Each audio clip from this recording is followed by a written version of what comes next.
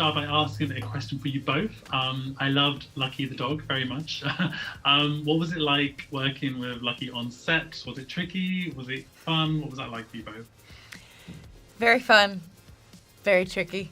I found that it was always the moments where I had about 19 things in my hand that we would start rolling, and then the dog would run in and they're like, oh, and here you go, here's the dog. So we're just like fumbling, I've got all this stuff going on, and then the dog takes off. And we actually did a bit where we were in a park, and there were squirrels and other dogs in that park, and we had to get from point A to B, and we took a couple jolty detours in that walk.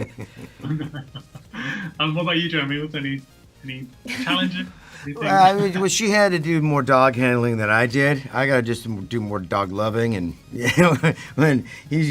whenever I had to be with the dog, I think he was just always hot breathing on me and just being adorable, And I just pet him and love on the dog. She had to do a lot of the legwork.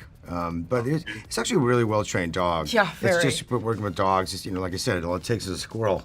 Yeah. Or a cheese it to fall, and it's like, what? Yeah. It changes the whole dynamic, Or, the only issue I encountered with the hot breath in the panting is I had to redo takes because all they could hear is like, yeah, right. I'm like, my dude, God. chill out. I'm trying to have an emotional moment here. Yeah, that's right. Clint is very established in the Marvel Universe, and Kate is obviously very new, but I was kind of intrigued for both of you how much input you had in kind of shaping your characters in this show in particular. I think a lot of that comes with the newer characters. Also having, my family in it is always the anchor. And then other things can sort of come into place. I think a lot of the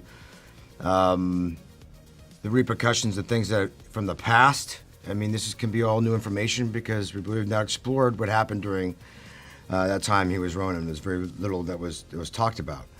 So that left a lot of playground to explore on.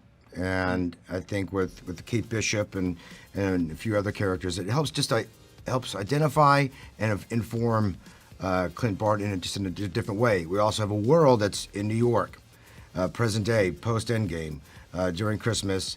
It takes place in about a week.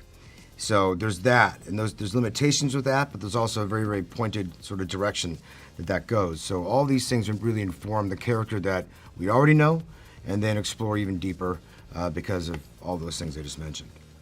I was so pleased because I felt like finding her and discovering her and figuring out what this version of Kate was, it felt like a real collaboration between me and the writers and the filmmakers involved, and even Jeremy. I mean, finding that half of Kate is the dynamic between Kate and Clint and Hawkeye, and really figuring out what parts of the comics we were bringing into this character, and even everything from, storyline to her wardrobe and the hair and the makeup, and being able to be involved in that was, it's always awesome when you can be. So I felt very lucky and excited to be a part of that process.